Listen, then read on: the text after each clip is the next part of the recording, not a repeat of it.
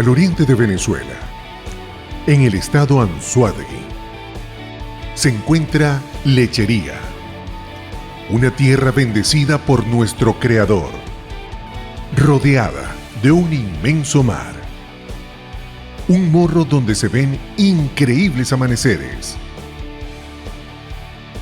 e inigualables atardeceres, con historia de valentía y coraje, donde vive gente cálida y amable. Y es allí donde nace la iglesia Casa de Dios Betel, un hospital divino creado por Dios para sanar y restaurar vidas.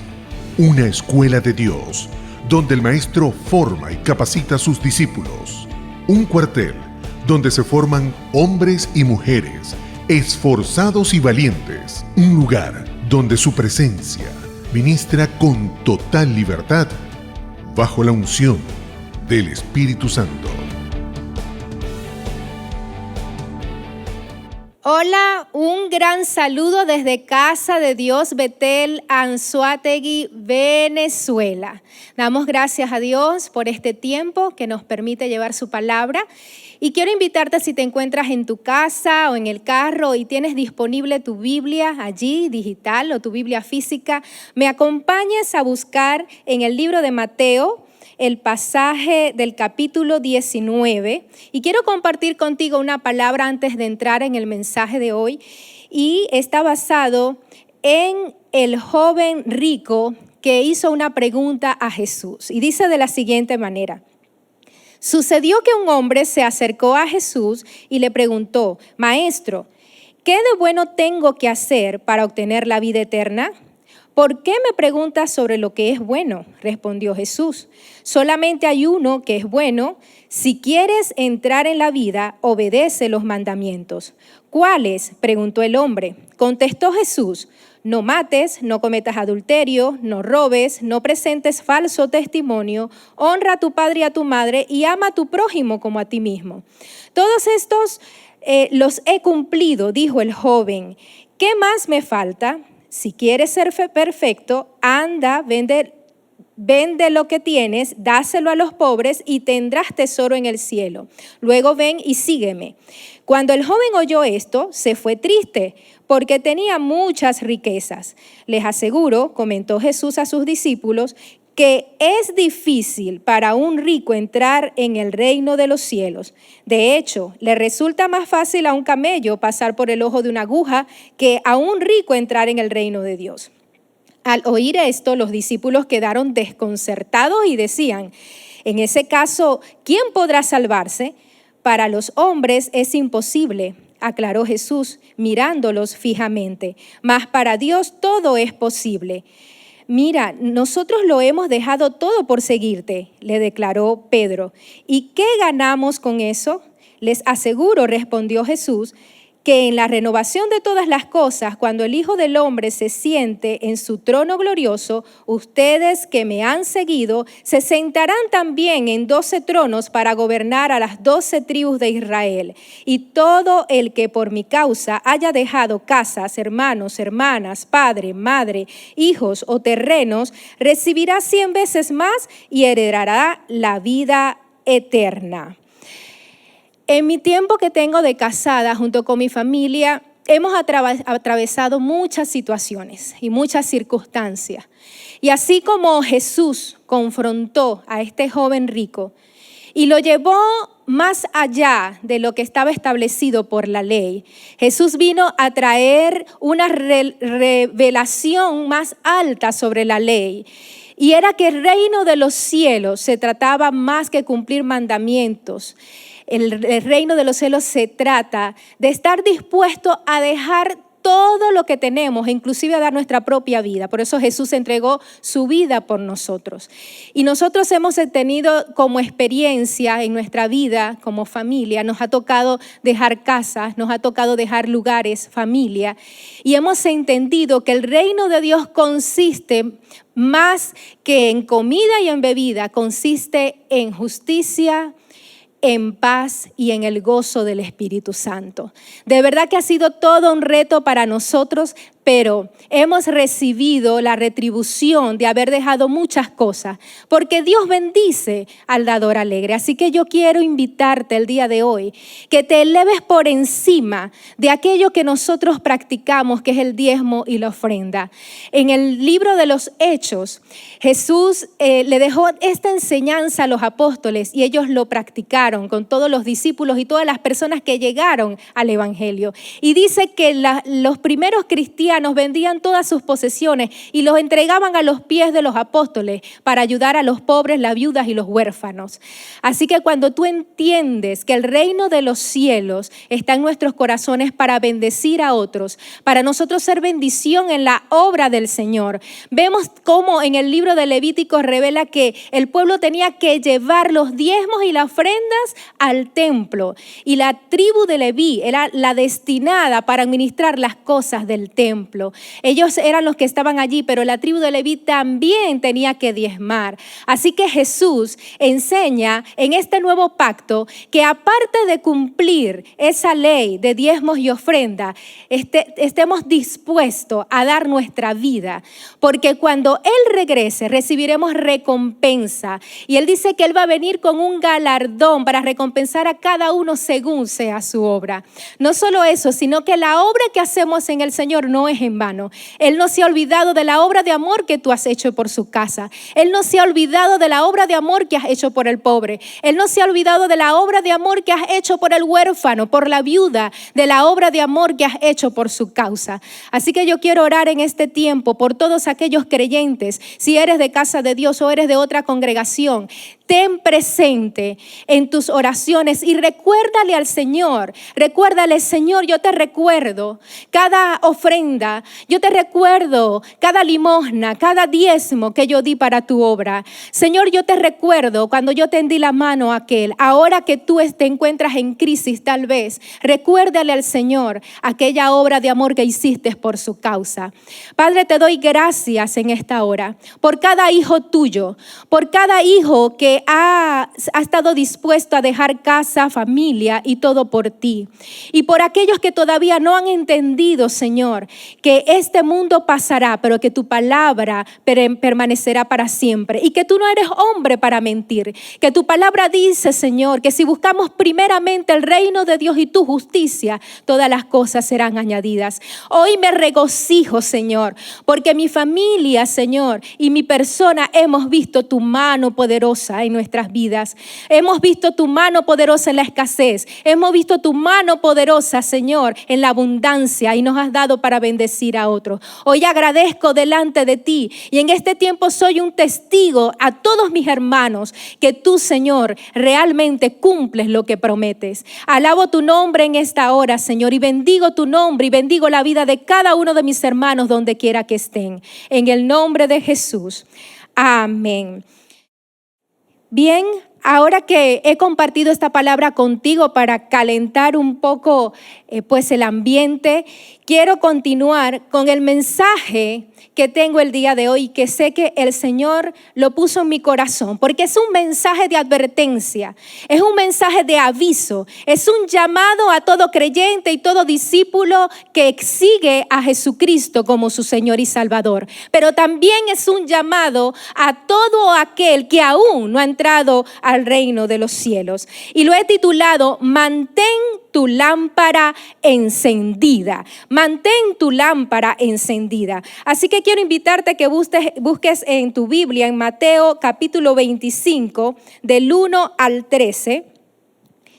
Mateo 25, del 1 al 13, y dice de la siguiente manera: El reino de los cielos será entonces como 10 jóvenes solteras que tomaron sus lámparas y salieron a recibir al novio. 5 de ellas eran insensatas y 5 prudentes. Las insensatas llevaron sus lámparas, pero no se abastecieron de aceite. En cambio, las prudentes llevaron vasijas de aceite junto con sus lámparas. Y como el novio tardaba en llegar, a todas les dio sueño y se durmieron. A medianoche se oyó un grito: ¡Ahí viene el novio! ¡Salgan salgan a recibirlo. Entonces todas las jóvenes se despertaron y se pusieron a preparar sus lámparas. Las insensatas dijeron a las prudentes: denos un poco de su aceite, porque nuestras lámparas se están apagando. No, respondieron estas, porque así no va a alcanzar ni para nosotras ni para ustedes. Es mejor que vayan a los que venden aceite y compren para ustedes mismas.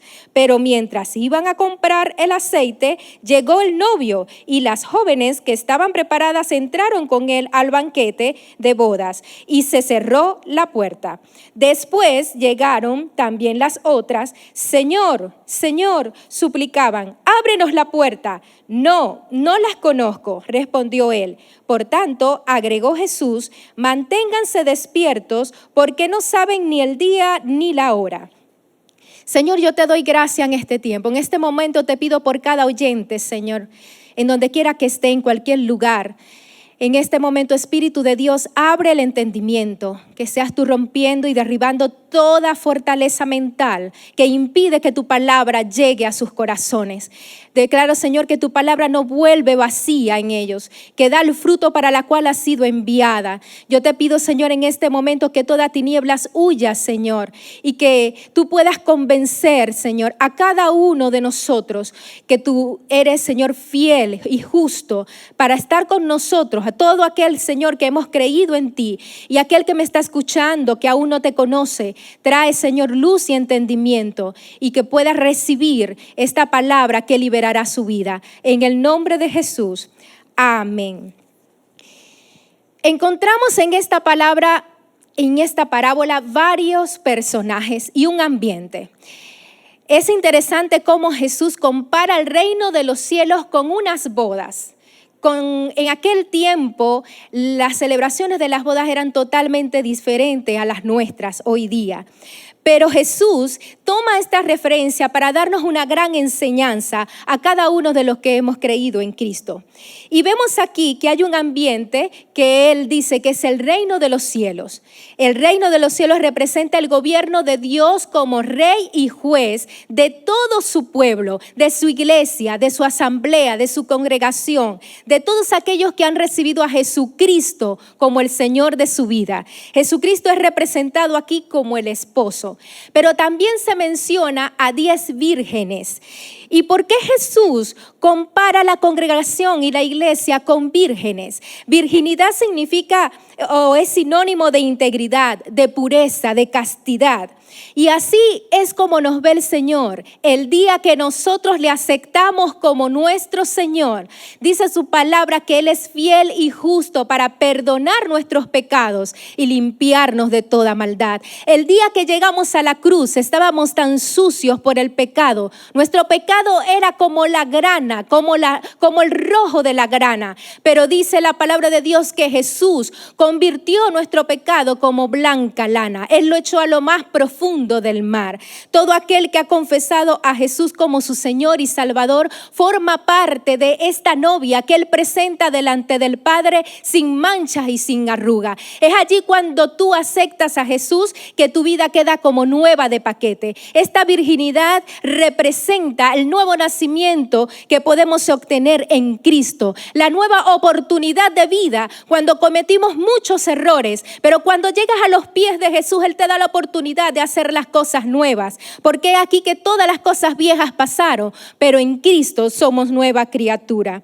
Sin embargo, Jesús hace una diferencia con estas 10 vírgenes. Dice que 5 eran insensatas y 5 eran prudentes. Y vemos que las vírgenes prudentes o las vírgenes prudentes eran precavidas, fueron cautelosas, eran sensatas y astutas porque tenían un recipiente extra con aceite. Ellas estaban pendientes cuando el esposo llegara. Sin embargo, las vírgenes insensatas fueron necias e imprudentes. Y esto nos da una gran enseñanza y nos enseña que hay 2 tipos de creyente. El primero es el creyente sabio o prudente que edifica su casa sobre la roca. Casa sinónimo de vida, roca sinónimo de Cristo. Cuando ese creyente prudente edifica su casa sobre la roca, es aquel que practica los mandamientos, el que pone por obra la palabra de Dios, que no es oidor o olvidadizo, que tiene comunión con Dios y con sus hermanos. El segundo tipo de creyente es aquel que es insensato, que construye su casa sobre la arena, que no hace caso de la palabra de Dios, que la oye, pero que la olvida. Es aquel creyente que pide que oren por él, es aquel creyente que piden que ayunen por él, el que está buscando para que le hagan liberación, es aquel creyente que necesita siempre que lo buscan y lo traigan a la iglesia, es aquel creyente que siempre está dependiendo de los demás que le impongan mano para mantener su lámpara encendida. ¿Notaron que estas 10 vírgenes tenían cada una lámpara? Jesús dice que cada una de ellas tenía una lámpara. Y vemos que las lámparas de que ellas tenían no son como estas lámparas modernas de hoy día. En nuestro tiempo hay diferentes tipos de lámparas. Las lámparas de pared, las lámparas de techo están decoradas y todas ellas pueden ser muy hermosas. Hay lámparas inclusive que se pueden encender con una palmada o se pueden apagar, lámparas sofisticadas, pero todas ellas dependen de una fuente de energía. Sin embargo, las lámparas que estas vírgenes tenían una lámpara hecha de barro o de bronce, porque eran las lámparas que se usaban en aquel tiempo. Y el combustible que podía hacer encender esas lámparas era el aceite de oliva, nada más y nada menos, que ahorita está bien costoso, pero en aquel tiempo el aceite de oliva se usaba para muchas cosas y era lo que mantenía encendidas las lámparas en la antigüedad. Pero hay una lámpara que Dios entrega a cada creyente y es la lámpara que tú necesitas mantener encendida. Esa lámpara es única, es verdadera. Esa es la lámpara que lleva cada creyente y que necesita funcionar con un tipo de aceite. En el Salmo 119:5 dice: lámpara es a mis pies tu palabra y lumbrera a mi camino. La palabra de Dios es esa lámpara que se te ha entregado a ti, hijo de Dios. La palabra de Dios es esa lámpara, ese instrumento que está en tus manos. La palabra de Dios es esa lumbrera a tu camino. Así que dígase a sí mismo: yo necesito esa lámpara. Y yo sé que pueden ustedes tener muchas en sus casas, muchas Biblias, pero esa lámpara no funciona si no tiene aceite. Así que el aceite que lleva esa lámpara, que es la palabra de Dios, es el aceite de la unción que fue derramado en nuestros corazones a través del Espíritu Santo. Dice Primera de Juan 2:20: todos ustedes han recibido la unción del Santo, de manera que conocen la verdad. La unción del Santo es el Espíritu de Dios que ha venido a morar en nosotros para revelar en nuestros corazones la palabra de Dios, para abrirnos los ojos de nuestro entendimiento, para darle virtud a la palabra, porque la palabra escrita por sí sola no pasa nada hasta que tú la internalizas, hasta que tú la crees, hasta que tú la declaras, hasta que tú la vives. Así que el Espíritu Santo es quien nos revela la verdad para caminar en la verdad. El Espíritu Santo es tu guía, el Espíritu Santo es tu consejero, el Espíritu Santo es quien nos convence de pecado, el Espíritu Santo es el que ha sido puesto a nuestro lado para ser nuestro maestro y nuestro consolador en las diferentes tribulaciones que podemos estar pasando. Así que usa tu lámpara, usa tu Biblia, comienza a leerla, comienza a escudriñarla. Estar con el autor de la palabra de Dios es lo que nos revelará su propósito y su voluntad. Mucha gente siempre nos pregunta: pastores, ¿cómo conozco la voluntad de Dios? La voluntad de Dios está en su palabra escrita. Qué privilegio tenemos cada uno de nosotros en tener una Biblia en nuestras manos, esa lámpara que puede alumbrar nuestro camino. Así que usted se preguntará: ¿y cuándo corremos el riesgo que mengue ese aceite que se produce a través del estudio de la palabra, ese aceite que está en la palabra de Dios? ¿Cuándo corro el riesgo de que mengue y que me quede sin aceite como quedaron estas 5 vírgenes insensatas? En Efesios 4, versículo 30 dice: no agravien o contristen al Espíritu de Dios, con el cual fueron sellados para el día de la redención. Contristar el Espíritu de Dios es lo que hace que nuestra lámpara se pueda apagar. Entristecer el Espíritu de Dios. ¿Y cómo entristezco el Espíritu de Dios? Hay 3 formas en las cuales podemos entristecer el Espíritu de Dios. En 1 de Juan 2:16 dice, porque nada de lo que hay en el mundo, los malos deseos del cuerpo, la codicia de los ojos y la vanagloria de la vida proviene del Padre, sino del mundo. Las 3 formas en que podemos entristecer el Espíritu Santo se encuentran en este pasaje. Y la primera forma es que cuando caemos en los deseos carnales, allí entristecemos al Espíritu Santo. En la lujuria, en la pornografía, en las mentiras, en el chisme, en la murmuración, en el adulterio, en la fornicación, en las peleas, en las disensiones, en la gritería, en la glotonería. Cuando robamos, cuando estafamos, allí entristecemos el Espíritu de Dios. Lo segundo, cuando caemos en los deseos de los ojos, cuando codiciamos, envidiamos lo que tiene mi prójimo, allí entristecemos al Espíritu de Dios. La tercera forma de entristecer al Espíritu de Dios es cuando nos llenamos de vanidad, por la vanagloria de la vida, cuando dejamos que las cosas materiales de este mundo nos fascinen y lo tengamos en primer lugar antes que Dios, cuando dejamos que el dinero sea nuestro Dios, cuando dejamos que el carro, la casa y todas las propiedades que podemos poseer, el trabajo o la fama, tomen lugar antes que Dios, allí entristecemos al Espíritu de Dios. Estas 3 formas podemos entristecer al Espíritu de Dios. Todas estas cosas hacen que Él se ponga triste dentro de nosotros y allí se va apagando esa lámpara, allí ese aceite que esa reserva que cuando recibimos a Jesús el primer día, ahí se va apagando esa lámpara, esa comunión, y el Espíritu de Dios comienza a menguar en nosotros.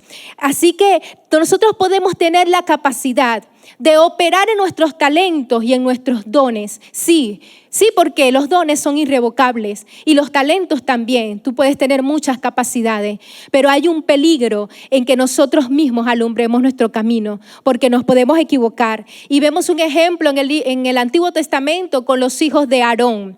Cuando los hijos de Aarón, que estaban ellos recién recibiendo toda la constitución de Dios, todo el establecimiento de lo que era la adoración en el tabernáculo, en aquel momento el pueblo de Israel vivió en el desierto y tenía la tienda del tabernáculo, y Dios estableció sacerdotes y Aarón era el sumo sacerdote y sus hijos Nadab y Abiú se llamaban ellos. Cometieron un gran error.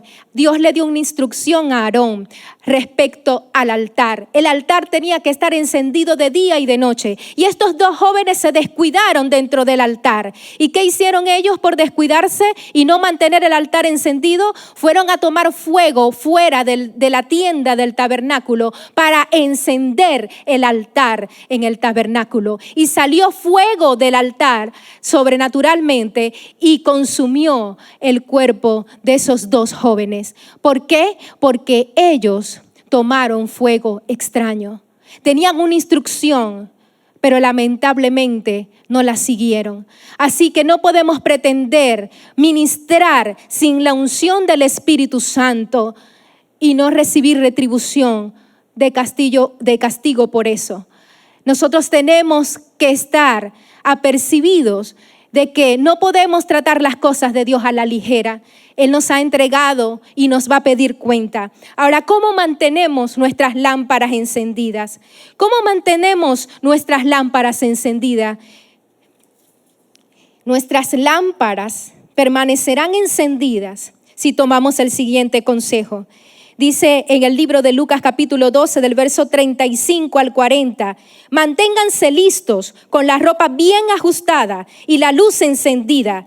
Pórtense como siervos y que esperan a que regrese su señor de un banquete de bodas para abrirle la puerta tan pronto como él llegue y toque. Dichosos los siervos a quienes su señor encuentre pendientes de su llegada. Créanme que se ajustará la ropa, hará que los siervos se sienten a la mesa y él mismo se pondrá a servirles. Sí, dichosos aquellos siervos a quienes su señor encuentre preparados, aunque llegue a la medianoche o de madrugada. Pero entiendan esto, si un dueño de casa supiera a qué hora va a llegar el ladrón, estaría pendiente para no dejarlo forzar la entrada. Asimismo, deben ustedes estar preparados, porque el Hijo del Hombre vendrá cuando menos lo espere. Aquí puedo encontrar 4 pasos para poder mantener nuestra lámpara encendida. Y en primer lugar, debemos ajustar nuestra armadura. ¿Por qué? Porque como decimos aquí los venezolanos, lo que viene es joropo. Así que póngase bien sus alpargatas para que pueda bailar bien. Porque este mundo va a ir en más oscuridad. Y la palabra de Dios dice que para nosotros poder luchar con el príncipe de este mundo, que tiene la potestad sobre este mundo, y es el que está trayendo toda la oscuridad a este mundo, entonces tenemos que usar nuestra armadura. Nuestra armadura consiste de varios elementos. El casco de la salvación, que es a través de Cristo Jesús. La coraza de justicia. El escudo de la fe, la espada del Espíritu, el cinto de la verdad, bien amarrado allí con la verdad de Dios. Ponernos el calzado del Evangelio del apresto de la paz. Cuando ponemos nuestra armadura bien ajustada, estamos listos para enfrentar una batalla y una guerra. ¿Por qué? Porque la palabra de Dios dice que este mundo pasará, pero que su palabra permanecerá para siempre. Así que nosotros debemos estar apercibidos como hijos de Dios. En segundo lugar, debemos perseverar en la oración de día y de noche, clamando, gimiendo, orando, intercediendo los unos por los otros, por nuestras familias que no han llegado a Jesucristo, intercediendo por nuestros amigos, intercediendo por todas las personas que están sufriendo por la causa de toda esta enfermedad que ha llegado al mundo. Nosotros debemos ser esa lámpara que alumbre para dar testimonio a otros. En tercer lugar, debemos estar vigilantes, no dormirnos en el proceso de la espera. Y usted dirá, pero pastora, yo tengo toda mi vida escuchando que Cristo viene, que Cristo viene. Han pasado más de 2000 años y todavía no ha venido. Pues la palabra de Dios dice que no le tengamos por tardanza, que las señales se están cumpliendo, que todas las profecías se están cumpliendo. Y nosotros debemos estar vigilantes, despertando del sueño en el cual muchos se encuentran. En cuarto lugar, debemos servir a los demás en amor. Servir a los demás en amor aumentará esa unción en nuestra lámpara. David sirvió a su pueblo en muchas guerras y los libró de muchas batallas. ¿Y saben cómo llamaron los mejores amigos y soldados a David? Lo llamaron la lámpara de Israel, porque fue el mejor gobierno que tuvo Israel en aquel tiempo, porque Dios estaba con David, porque David sabía lo que era tener la unción sobre él, derribar gigantes y vencer a muchos enemigos. David fue un hombre escogido por Dios para darnos muchas lecciones, y él era esa luz que estaba como el rey guiando a todo un pueblo. Que seamos como David. ¿Cómo puedo hacer brillar mi luz? A través de mi buen testimonio. Cuando yo doy buen testimonio y no soy un cristiano hipócrita, una cosa en iglesia y una cosa en la calle, una cosa en iglesia y una cosa en la casa. Cuando yo doy buen testimonio en Jesucristo, entonces los demás van a percibir nuestra luz. Cuando una persona está en la luz o cuando una persona es luz, mantiene su lámpara encendida, cuando hace las cosas como para Dios y no para los hombres. Cuando hacemos las cosas para agradar a Dios y no estamos pendientes de cuántos likes y no estamos pendientes de lo que nos pueden decir en las redes sociales, sino que lo hacemos para agradarle a Él, para que el ojo humano no esté halagándonos, sino que Dios se agrade en lo que hacemos en secreto, Él nos va a bendecir en público. Entonces allí somos luz. Cuando yo testifico en mi trabajo, en mi casa, cuando soy un buen cristiano donde quiera que me encuentro en mi residencia, en mi comunidad, pero si mi comunidad me tienen como una persona guerrillera, si soy una persona criticona, si soy una persona que anda de chisme en chisme, entonces no estoy siendo luz. Si odias y guardas rencor a tu hermano, guardas rencor por un familiar, entonces no andas en la luz. Si desobedeces y maldices a tu padre y a tu madre, dice el libro de Proverbios, que tu lámpara se apagará en oscuridad tenebrosa. Pronto llegará la oscuridad a tu vida. Si andas con la mujer o el hombre, que no es tu esposo o tu esposa, y andas en adulterio, un día con una, un día con la otra, entonces te estás alejando de la luz y andas en penumbras. Si estás teniendo sexo con tu novio, si estás teniendo sexo con tu noviecita, si estás practicando la pornografía, entonces te estás alejando de la luz de Jesús. Nuestra tendencia carnal y humana siempre nos llevará a vivir en oscuridad, porque nadie quiere acercarse a la luz para dejar exponer sus obras. Ese es el asunto, que muchas personas tienen temor de acercarse a la luz, porque cuando tú te acercas a la luz, entonces se dejan ver tus obras realmente, quién eres. Por eso es que muchas veces en consejería nos encontramos situaciones donde a veces llevamos a confrontar a la gente, pero por la vergüenza de no ser expuesto en su pecado, entonces prefieren añadir pecado tras pecado, mintiendo una y otra vez. Pero ¿sabes qué te aconsejo? Es mejor que enfrentes la vergüenza del momento de estar confesando tu pecado, que taparlo una y otra vez, porque el hoyo en las tinieblas en las cuales vas a caer será más profundo. Y solamente el arrepentimiento genuino y verdadero es lo que te hará retroceder de esa gran oscuridad. Hay una oscuridad espiritual sobre el mundo. Hay una oscuridad espiritual que ha tomado el mundo entero. Pero hoy quiero decirte que aunque el mundo, cuando digo el mundo, digo el sistema de este mundo, no la tierra como tal, porque de Jehová es la tierra y su plenitud y todo lo que en él habita, y Jesús va a restaurar todas las cosas. Pero hablo del sistema de este mundo que es regido por el príncipe de este mundo llamado Satanás, junto con sus demonios y sus ángeles caídos. Y este sistema va a ir en oscuridad y oscuridad, pero solamente hay una esperanza, y es que podamos llegar a la luz de Jesús, es que podamos entrar por esas puertas del reino de los cielos. En Juan capítulo 3, verso 19 dice: y esta es la condenación, que la luz vino al mundo y los hombres, o sea, la gente, amaron más las tinieblas que la luz, porque sus obras eran malas. Dios no quiere que la humanidad perezca. Dios no quiere condenar a la humanidad. Muchos piensan que Dios quiere la condenación de la humanidad. No, Él dio un paracaídas, Él dio una alternativa. Él está haciendo un llamado que todos vuelvan a la luz admirable que tenemos en Cristo Jesús.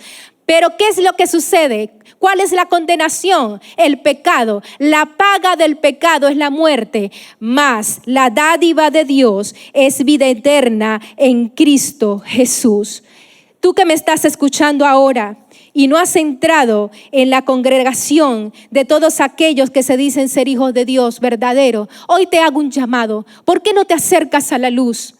¿Por qué no te acercas a la luz? Tal vez puedas perder algunas cosas, algunos amigos, tal vez familiares, pero sabes, la palabra de Dios dice que la vida del hombre no consiste en lo que posee, que el alma del hombre es más valiosa que una casa y un carro. Desnudo vinimos al mundo y desnudo nos vamos a ir. Así que hoy el llamado es que te acerques a la luz admirable, a Jesús, el sol de justicia. ¿Por qué Jesús fue comparado como el sol de justicia? Porque el sol brilla por sí solo. El sol no necesita nada en el universo para poder brillar. El sol hace brillar todo nuestro planeta. Imagínense toda la capacidad que tiene. Así es Jesús. Fue lo que pasó con Pablo cuando cayó del caballo, cuando iba tan arrogante persiguiendo a los cristianos. Pero ese sol de justicia apareció de pronto en su camino y lo tumbó del caballo por su arrogancia y lo dejó ciego. ¿Por qué? Porque Jesús tenía un propósito con su vida y Pablo aceptó el llamado. Acepta el llamado porque la noche será más oscura y solo habrá una oportunidad para que entres por esas puertas y no te quedes por fuera. Acepta el llamado el día de hoy. Apocalipsis capítulo 22, el verso 5 dice, hablando de la nueva Jerusalén que descenderá del cielo como una esposa ataviada sobre esta tierra, dice, ya no habrá noche, no necesitarán en esa ciudad, no necesitaremos luz de lámpara, nada de estas lámparas, ni las lámparas que están en las calles, nada de estas lámparas las vamos a necesitar, ni energía eléctrica, los servicios públicos. No lo vamos a necesitar. ¿Por qué? Porque Jesús será el sol de justicia. Él alumbrará toda la ciudad, porque el Señor Dios los alumbrará y reinarán por los siglos de los siglos. ¿Quiénes reinarán? Nosotros junto con ese Rey de justicia. Así que el llamado, amada iglesia, tú que me estás escuchando en cualquier lugar del planeta donde te encuentres, tú que estás congregando en una iglesia y tú que estás en casa y no te estás congregando, tú que me estás escuchando y estás recibiendo el evangelio por primera vez, atiende al llamado. Que Jesús se encuentre con su lámpara encendida. Iglesia, mantén tu lámpara encendida. Hoy es el llamado, hoy es una advertencia, es un aviso para que todos estemos a cuenta con el Padre. Padre, te doy gracias en esta hora. Hoy bendigo tu nombre, Señor, porque tú eres bueno. Te damos gracias por Jesucristo, quien es la luz que nos ha llevado a reconciliar contigo, que ha alumbrado nuestras tinieblas. Gracias te damos porque un día te conocimos y hoy, Señor, más que nunca estamos dispuestos a ser un instrumento para llevar la luz y ser la esperanza a todo un pueblo y toda una nación que te necesita. Mira las tinieblas que han tomado esta nación. Hoy yo te pido que cada hijo tuyo comience a encender su lámpara, que cada hijo tuyo comience a avivar el fuego que ha sido depositado en ellos, que toda persona, hijo tuyo, que ha estado apagado, apático, frustrado, que ha estado en depresión, oh Padre, en el nombre de Jesús, levanta su ánimo y que ellos puedan correr a ti, la luz admirable, y tener sus lámparas encendidas para llevar a otros a tus pies. Hoy te pido por tu iglesia, hoy te pido por tu casa, hoy te pido por tu pueblo, hoy te pido, Señor, por todos aquellos que aún no han dado el paso, que han escuchado el evangelio, pero que están retardando la decisión. Hoy, Padre, en el nombre de Jesús, que tu Espíritu Santo ministre sus corazones, que ellos puedan ver alrededor, Señor, que todas estas cosas que vemos pasarán, pero que tu palabra se va a cumplir eternamente y para siempre. Hoy yo clamo, Señor, por aquellos que están sufriendo por la causa de esta enfermedad, Señor, que ha sido lanzada al mundo. Hoy te pido que la esperanza de Jesucristo, del Rey de Gloria, toque sus vidas y ellos comiencen, Señor, a tener fe en ti. Que se imparta, Señor, una porción de fe, una medida de fe a cada persona que me escucha en este momento, en los hospitales, en sus casas, en las calles. Ahora, Señor, te pido que sea impartida una medida de fe en sus corazones y que ellos puedan tener esperanza y abrazarse de las buenas nuevas de salvación que es a través de Cristo Jesús. Cristo Jesús murió por ti en la cruz del Calvario. No retardes tu decisión. No retardes tu decisión. Jesús viene pronto. Dios te bendiga, iglesia.